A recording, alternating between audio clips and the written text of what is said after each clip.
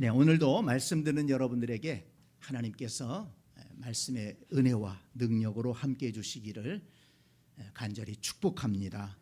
오늘은 확신 시리즈 6번째로 예수 그리스도를 확신하라, 이런 주제로 말씀을 드리며 은혜를 나누려고 합니다.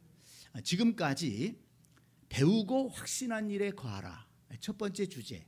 두 번째는 창조주 하나님을 확신하라. 그 다음에 아버지 하나님을 확신하라. 거룩한 교회를 확신하라. 죄사함의 은혜를 확신하라. 이런 주제로 말씀을 드렸습니다. 오늘은 예수 그리스도를 확신하라. 여러분, 예수 그리스도를 확신하고 있습니까? 아니, 목사님 오늘 교회 왔잖아요. 내가 교회를 다닌 지가 얼마고 오늘도 이렇게 나와서 예배드리고 있는데, 아니 예수 그리스도를 확신하느냐고 물으시면 어떡합니까? 뭐 이렇게 생각하실 분도 계시겠습니다마는, 어떤 사람이 만약 여러분에게 내가 보니까 당신 교회 다니는 사람 같은데 당신이 믿는 예수는 어떤 분입니까? 라고 묻는다면 여러분 무엇이라고 대답하시겠습니까? 베드로전서 3장 15절에 보니까 너희 속에 소망에 관한 이유를 묻는 자들에게는 대답할 것을 항상 준비하되, 이런 말씀이 있습니다. 그러니까 누군가 우리에게 당신이 믿는 예수는 어떤 분이요? 이렇게 물어본다면, 당신은 왜 예수를 믿소? 라고 물어본다면 그것에 대해서 대답할 것을 항상 준비하고 있으라는 것입니다. 자, 여러분, 저와 여러분이 믿는 예수님은 어떤 분입니까? 왜 우리가 예수님을 믿어야 하나요?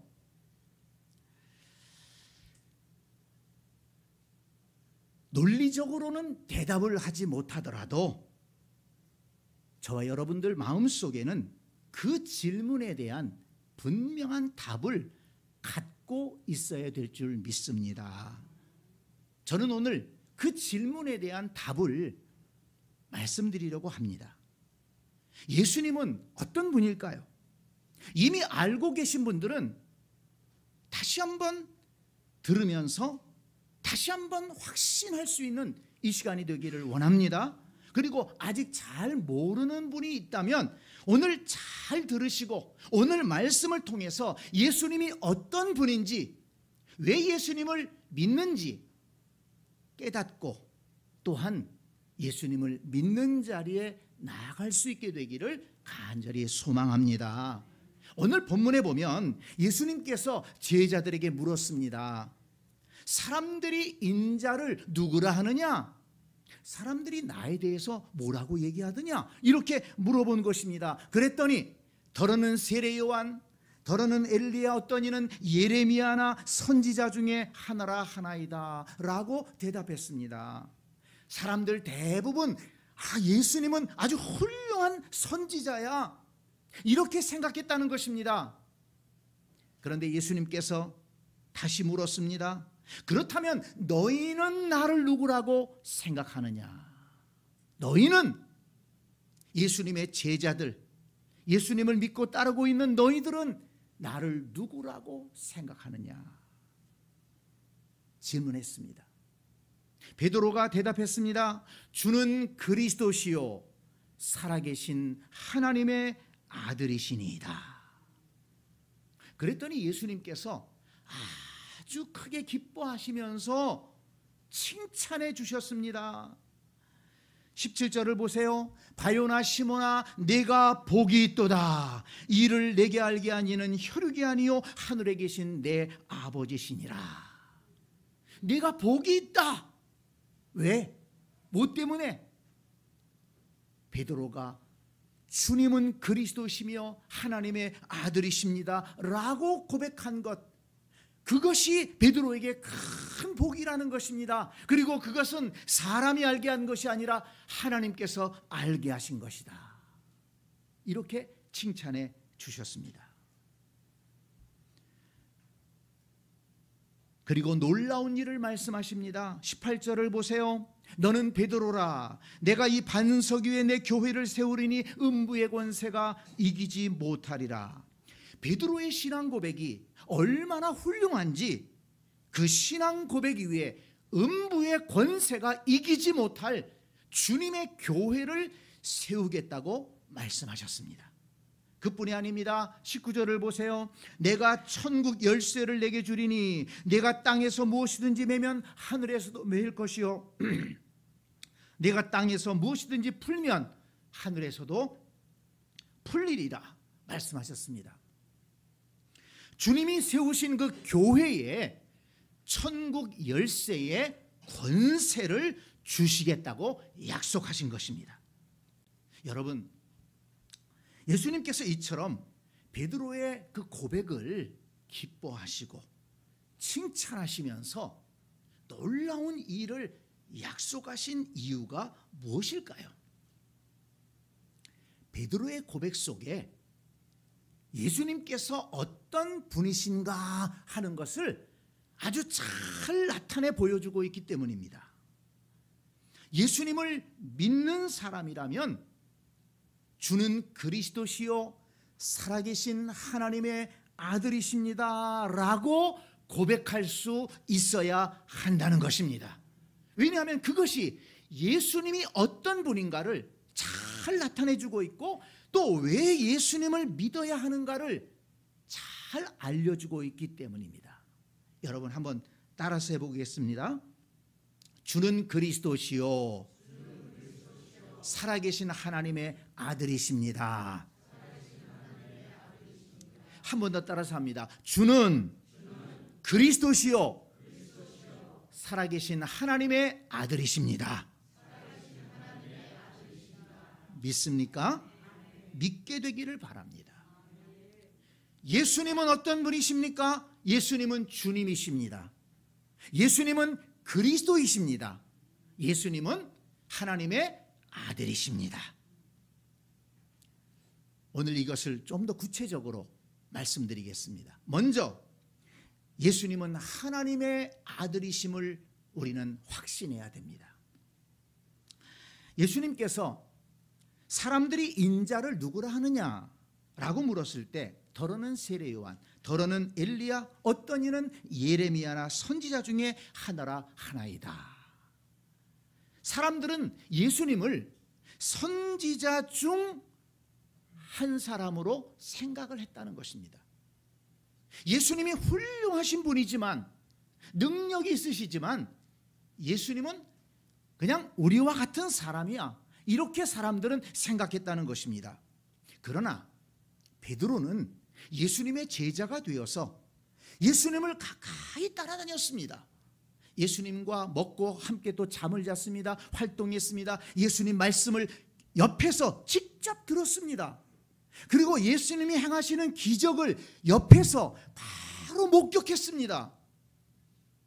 그러면서 예수님은 보통의 훌륭한 선지자가 아니고 예수님은 하나님의 아들이시구나 이렇게 깨닫고 알게 되었다는 것입니다. 그래서 베드로가 고백한 것입니다. 주는 그리스도시요 살아계신 하나님의 아들이십니다. 여러분, 예수님이 하나님의 아들이라는 그 말이 왜 중요한 줄 아십니까? 그것은 바로 예수님이 하나님이라는 사실을 나타내주고 있기 때문입니다. 예수님은 보통 사람이 아니라 하나님께서 육신의 몸을 입고 이 땅에 오셨다는 것입니다. 여러분, 아들이라는 표현은 부모와 뗄래야 뗄 수 없는 관계를 말합니다. 우리 집에 강아지가 있는데요, 이 강아지는 뭐 예뻐하지요. 요즘 강아지 키우는 분들 자식처럼 그렇게 예뻐하지 않습니까? 그러나 그 강아지가 아무리 용을 써도 사람이 될 수가 없어요. 왜요? 그의 부모는 개이기 때문에 그래요. 그의 부모가 개예요. 개의 딸이기 때문에 걔는 아무리 용을 써도 사람 될 수 없어요. 여러분, 예수님이 하나님의 아들이시라고 할 때 그 아들의 의미가 뭐냐? 예수님도 하나님이시라는 것입니다. 그래서 요한복음 1장 14절에 보면 요한은 이렇게 기록합니다. 말씀이 육신이 되어 우리 가운데 거하심에 우리가 그의 영광을 보니 아버지의 독생자의 영광이요 은혜와 진리가 충만하더라. 말씀으로 계셨던 예수 그리스도 성자께서 육신의 몸을 입고 이 땅에 오셨다는 것입니다. 그의 영광을 보니까 하나님의 아들의 영광이요 은혜와 진리가 충만했다. 이렇게 예수님을 목격했던 요한이 기록한 것입니다. 예수님도 말씀했습니다. 요한복음 14장 9절에서 나를 본 자는 아버지를 보았거늘 어찌하여 아버지를 보이라 하느냐. 나를 본 자는 아버지를 보았다. 하나님을 보았다. 이 뜻입니다. 요한복음 10장 30절에서도 나와 아버지는 하나이니라. 아버지 하나님과 예수님은 하나다. 이렇게 말씀하셨습니다. 여러분 한번 보세요. 이 세상에 많은 종교가 있습니다. 소위 고등 종교라고 하는 불교라든지 또는 마호메교라든지 이런 종교의 교주들이 내가 하나님이다라고 말한 사람이 없어요. 그들은 진실했습니다. 사이비 교주들은 내가 하나님이다, 내가 재림 예수다. 그 사이비 교주들, 이단들은 그렇게 얘기합니다. 그렇지만 소위 고등 종교라고 하는 종교의 교주들은 자기들이 인간이라는 사실을 밝혔어요. 굉장히 깨달음이 많은 사람들이고 선을 행한 사람들이죠. 인간적으로 볼 때 훌륭한 분들입니다. 그렇기 때문에 그들은 자신을 가리켜서 신이라고 얘기하지 않았어요. 그러나 예수 그리스도는 나와 아버지는 하나다. 나를 본 자는 아버지를 보았다. 분명하게 말씀하셨습니다. 여러분, 예수님이 하나님의 아들이시라고 하는 것은 예수님에게는 신격이 있다는 것을 보여주는 것입니다.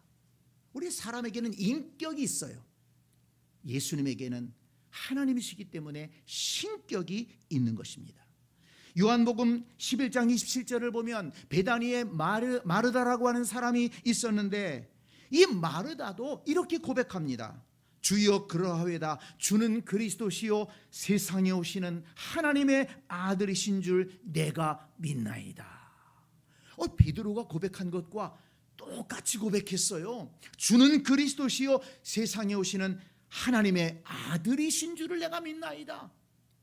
이 마르다는 평범한 시골 여성이었습니다. 그런데 예수님을 가까이에서 만났습니다. 예수님의 말씀을 가까이에서 들었습니다.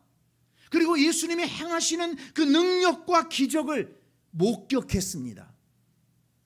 그랬더니 예수님이 보통 사람이 아니고 훌륭한 선지자 수준이 아니고 예수님은 하나님의 아들이시구나, 이걸 깨닫게 된 것입니다. 그래서 그렇게 고백한 것입니다. 그런데 더 놀라운 것은 마태복음 27장 54절을 보면 정말 예수님과 전혀 관련이 없는 사람들이었는데 예수님을 가리켜서 하나님의 아들이라고 고백한 사람들이 있습니다. 예수님을 십자가에 못 박았던 그 군인들과 특별히 그 군인의 지휘관, 그 예수님의 사형 집행의 책임자였던 백부장이 그렇게 고백했다는 것입니다. 뭐라고 했느냐? 백부장과 및 함께 예수를 지키던 자들이 지진과 그 일어난 일들을 보고 심히 두려워하여 이르되 이는 진실로 하나님의 아들이었도다. 이는 진실로 하나님의 아들이었도다. 사실 그들은 예수님을 직접 경험하지 않았습니다. 멀리서 예수님에 대한 소문은 들었을 것입니다. 그렇지만 이렇게 예수님을 직접 옆에서 본 것은 불과 하루밖에는 안 돼요. 예수님을 잡아다가 신문하고 예수님에게 십자가를 메워서 그 골고다 언덕을 오르게 하고 그 골고다 언덕에서 예수님을 십자가에 못 박고 예수님이 십자가에 달려서 계시던 그 시간들만 경험했습니다. 그런데 그 경험 속에서 그들은 깨달았습니다. 아, 우리가 들었던 그 소문이 사실이었구나. 이는 진실로 하나님의 아들이었도다. 베드로가 고백했다면 그 사람 예수님 제자였으니까 그렇게 얘기했겠지. 마르다가 고백했다면 그 마르다 예수님 잘 따르던 여성이니까 그랬을 수 있지 라고 얘기할 수 있지만, 예수님의 사형을 집행했던 그 군인들과 백부장이 예수님을 가리켜서 그는 진실로 하나님의 아들이었도다 라고 고백했다면 그것은 사실이 아니겠습니까? 그렇습니다, 여러분.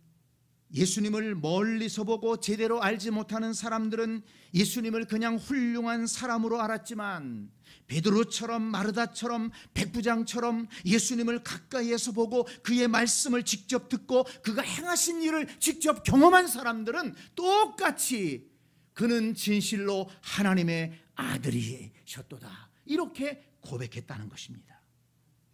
사실 따지고 보면 예수님이 하나님이 아니시라면, 예수님이 하나님의 아들이 아니시라면, 예수님이 신적 존재가 아니라면 우리가 굳이 그분을 믿어야 될 이유가 있을까요?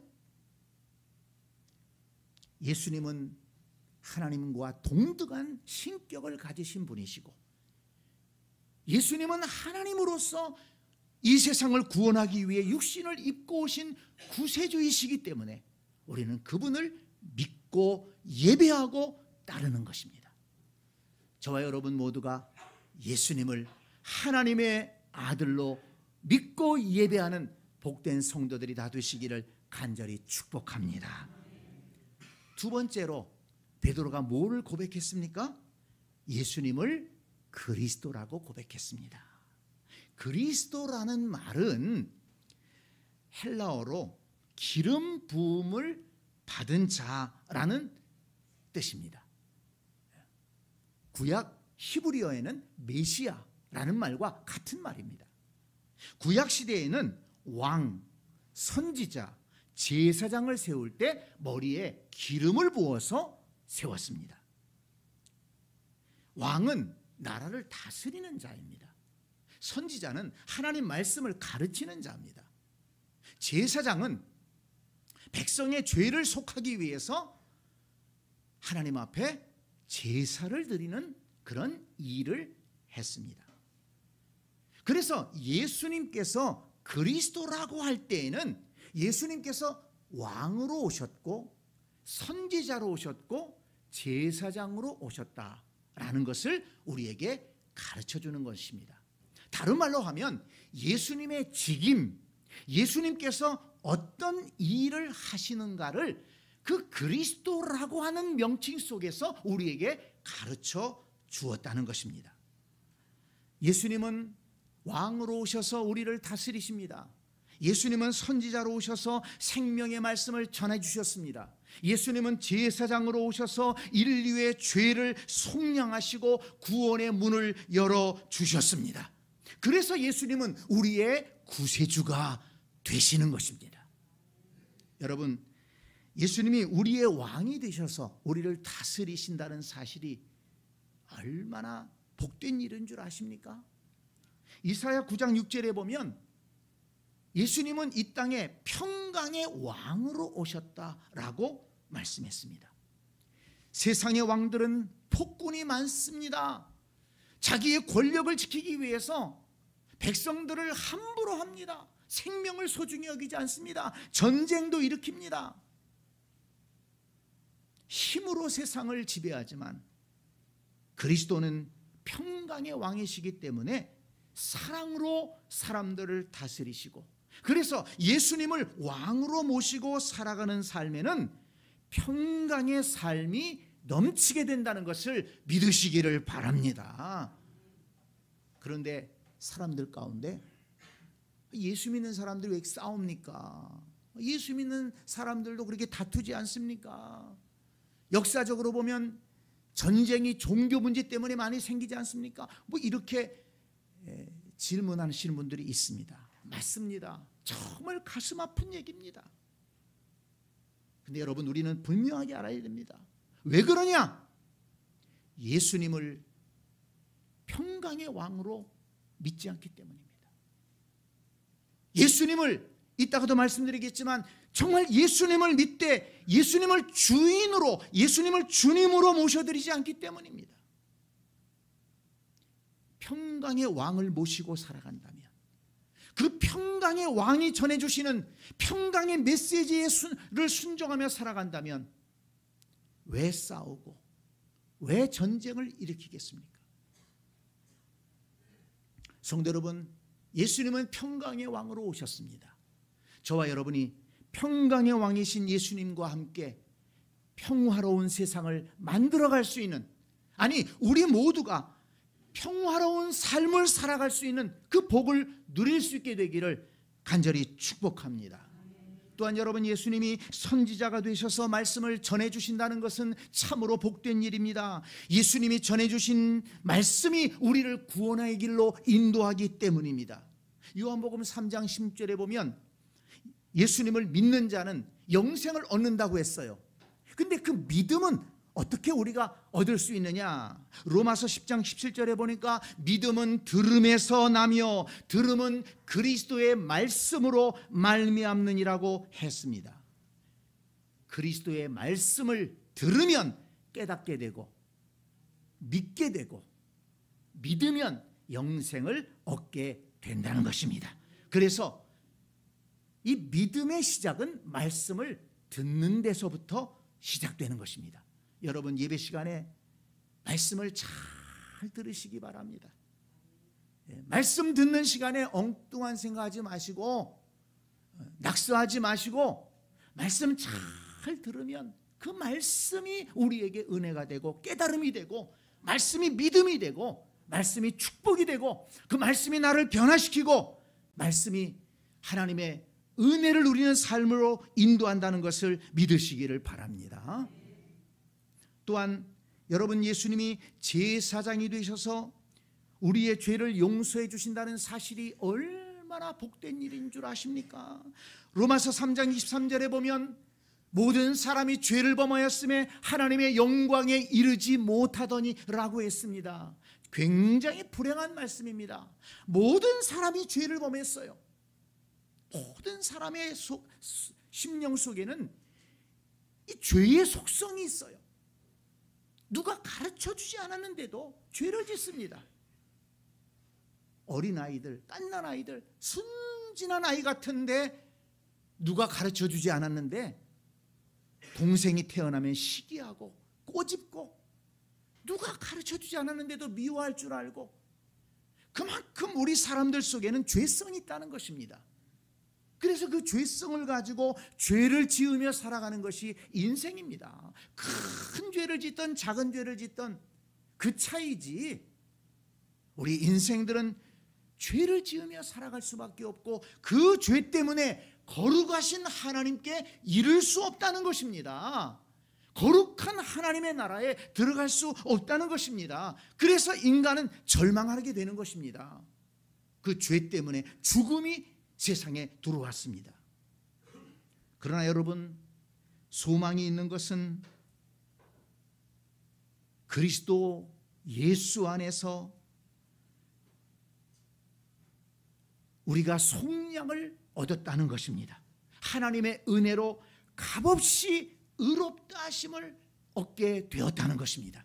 예수님께서 우리의 모든 죄를 짊어지시고 십자가에 달려 죽으심으로 우리가 갚아야 될 죄값을 예수님이 대신 갚아주셨습니다.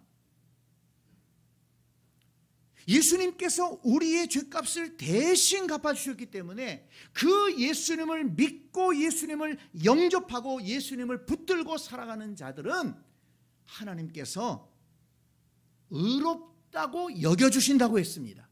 하나님의 자녀 삼아주시겠다고 말씀하셨습니다. 그리고 우리의 의가 아니라 예수 그리스도의 의로 말미암아 하나님의 나라에 들어갈 수 있는 축복을 주시겠다고 약속하셨습니다. 히브리서 4장 14절에 보니까 우리에게 큰 대제사장이 계시니 승천하시니 곧 하나님의 아들 예수시라. 하나님의 아들 예수님께서 제사장이 되셔서 우리의 모든 죄를 짊어지시고 자기를 제물 삼아서 하나님 앞에 단번에 제사를 드림으로 우리가 죄 사함을 받고 하나님의 자녀가 되고 영생을 얻을 수 있는 길을 열어주셨다는 것입니다. 그래서 예수님이 제사장이 되셨다는 것, 그리스도로 우리의 제사장이 되셨다는 것은 참으로 복된 일인 것입니다. 성도 여러분, 예수님은 그리스도이십니다. 평강의 왕으로 우리를 다스리십니다. 예수님은 선지자로서 우리에게 생명의 말씀을 전해주셨습니다. 그 말씀을 믿음으로 우리는 구원을 얻고 하나님의 자녀가 되는 것입니다. 예수님은 제사장으로서 우리의 죄를 짊어지시고 우리의 모든 죄를 속량해 주셨습니다. 예수님의 은혜로 우리는 죄의 사함을 받고 구원의 은혜를 누리게 되는 것입니다. 예수님을 그리스도로 믿고 그리스도 예수께서 주시는 은혜를 받아 누리는 저와 여러분들이 될 수 있기를 간절히 축복합니다. 또 한 가지 있죠. 베드로는 예수님을 주님이라고 불렀습니다. 주는, 예수님을 가리켜서 주님이라고 불렀어요. 이것은 근데 여러분 단순한 호칭이 아닙니다. 예수님은 하나님의 아들이시며 예수님은 그리스도이시며 예수님은 주님이 되신다는 것입니다. 주님이라는 말은 헬라어로 퀴리오스라고 하는데요, 이것은 그 당시에 그 헬라어권에서는 노예가 주인을 부르는 호칭이었습니다. 노예가 주인을 부를 때 주님 불렀습니다. 퀴리오스. 또 백성들이 황제를 부를 때 퀴리오스라고 불렀습니다. 그래서 황제는 나의 주인이십니다. 황제는 나의 주인이십니다. 이렇게 그들은 항상 이야기했습니다. 그런데 예수님을 믿는 사람들은 황제가 나의 주인이 아니고 예수님이 나의 주인이십니다. 이렇게 고백했습니다. 그래서 예수 그리스도가 나의 퀴리오스, 나의 진정한 주님이십니다 라고 고백했기 때문에 많은 그리스도인들이 순교를 당한 것입니다. 그러니까 예수님을 퀴리오스, 주님이라고 부른 것은 예수님이 나의 인생의 주인이시고 그 주님의 말씀을 따라서 내가 살아가겠습니다 라고 하는 결단인 것입니다. 노예는 주인의 말에 복종해야 되죠. 백성은 황제의 말에 복종해야 됩니다. 그것이 주님이라고 부른 사람의 의무가 아니겠습니까? 그러니까 예수님을 주님이라고 부를 때에는 나는 예수님의 소유고 그리고 주인 되시는 예수님의 말씀에 순종하겠습니다 라고 하는 고백이 거기에 담겨져 있는 것입니다. 여러분, 그 의미를 잘 기억하시기 바랍니다. 그냥 습관적으로 주님, 주님 이렇게 부르는 것이 아닙니다. 내가 예수님을 주님이라고 부를 때는 노예가 주인을 가리켜서 퀴리오스라고 부르는 것처럼, 백성이 황제를 가리켜서 퀴리오스 주님이라고 부른 것처럼 절대적으로 나는 예수님의 소유이며 또한 나는 주님의 말씀, 예수님의 말씀을 순종하며 살아가겠습니다 라는 결단이 그 고백 속에 담겨져 있다는 것을 우리는 기억해야 됩니다. 이걸 잊어버리기 때문에 아까도 말씀드렸지만 예수를 믿는다고 하면서도 예수님의 말씀과는 전혀 다르게 자기 뜻대로 살아가는 거예요. 자기 성질대로 살아갑니다. 자기 욕심대로 살아갑니다. 그러니까 예수 믿는 사람들도 싸우고 예수 믿는 군주들은 전쟁을 일으키고 폭력을 일으키고, 그래서 예수 그리스도의 복음이 세상에서 가로막히고 많은 사람들이 예수 믿는 사람들 때문에, 잘못 믿는 사람들 때문에 오히려 예수님을 멀리하는 이런 안타까운 일들이 일어나고 있는 것입니다. 자, 여러분, 어떻게 우리가 예수님의 소유가 되었을까요? 고린도전서 6장 20절을 보니까 값으로 산 것이 되었으니 그런즉 너희 몸으로 하나님께 영광을 돌리라. 고린도전서 7장 또 23절에 보니까 너희는 값으로 사신 것이니 사람들의 종이 되지 말라고 했습니다. 값으로 산 것이 되었다. 이게 무슨 말입니까? 예수님께서 십자가에서 흘리신 피로 우리가 갚아야 할 죄값을 대신 치르시고 우리를 사셨다는 것입니다. 죄의 노예가 되고 마귀의 노예가 되었던 우리를 예수님께서 십자가에서 피 흘려 죽으심으로 값을 치르고 우리를 사셔서 이제는 하나님의 자녀 삼아 주셨다는 것입니다. 여러분, 우리가 왜 예수님을 믿어야 합니까? 예수님께서 우리의 죄값을 대신 치르시고 우리를 사서 하나님의 자녀 삼아 주셨기 때문인 것입니다.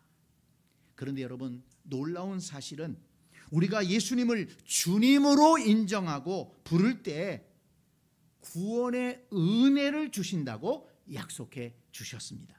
로마서 10장 9절에 보니까 내가 만일 내 입으로 예수를 주로 시인하며 또 하나님께서 그를 죽은 자 가운데서 살리신 것을 내 마음에 믿으면 구원을 받으리라. 예수님을 주로 시인하면, 여러분, 그래서 우리의 입술로 예수님을 주님이라고 시인하는 것은 굉장히 중요한 것입니다. 우리가 세례받을 때 예수님을 나의 주님으로 믿습니다 라고 우리의 입으로 시인하지 않습니까? 입으로 시인한다는 것은 마음속에 그 믿음이 있다는 것입니다. 마음속에 있는 것을 말로 표현한 것이죠. 예수님은 나의 주님이십니다. 예수님을 주님으로 믿고 예수님 말씀을 따라 살아가겠습니다 라고 고백하는 것이 바로 세례에 받는 것입니다. 로마서 10장 13절을 보니까 누구든지 주의 이름을 부르는 자는 구원을 받으리라. 여러분, 예수님을 주님으로 인정하고 예수님 말씀에 순종하며 살겠다고 결단하면 예수님께서 구원해 주시고 끝까지 책임져 주신다는 것을 믿으시기를 바랍니다. 베드로의 삶을 한번 생각해 보세요. 그는 갈릴리 바닷가에서 하루 벌어 하루 일해 하루 먹고 살던 가난하고 배운 것 없던 어부였습니다. 그런데 예수님을 만나고 그가 뭐라고 예수님께 고백했습니까? 주는 그리스도시요 살아계신 하나님의 아들이시니이다 고백했습니다. 여러분, 그때 이 베드로에게 어떤 일이 일어났습니까? 베드로가 변했습니다. 베드로의 인생 전체가 변했습니다. 생명의 말씀을 전하는 영광스러운 사도가 되었습니다. 예루살렘 교회를 세우는 기초가 되었습니다. 세계 많은 사람들이 존경하는 그런 베드로, 그런 이름이 되었습니다. 주의 이름을 부르는 자는 구원을 얻으리라. 베드로의 영혼이 구원받을 뿐만 아니라 그의 모든 삶이 변화되었고 영광스러운 삶으로 바뀌었다는 것을 여러분 믿으시기를 바랍니다. 구원의 은혜가 베드로에게 임한 것입니다. 여러분 삶에 진정한 변화가 있기를 원하십니까? 영광스러운 삶으로 변화되기를 원하십니까? 예수 그리스도를 확신하시기 바랍니다. 예수 그리스도는 주님이시다. 예수 그리스도는 그리스도이시다. 예수 그리스도는 살아계신 하나님의 아들이시다, 예수 그리스도를 확신하고 예수 그리스도의 말씀을 따라 살아가시기 바랍니다. 예수 그리스도의 은혜가 저와 여러분들에게 충만하게 임하게 될 줄 믿습니다. 아멘.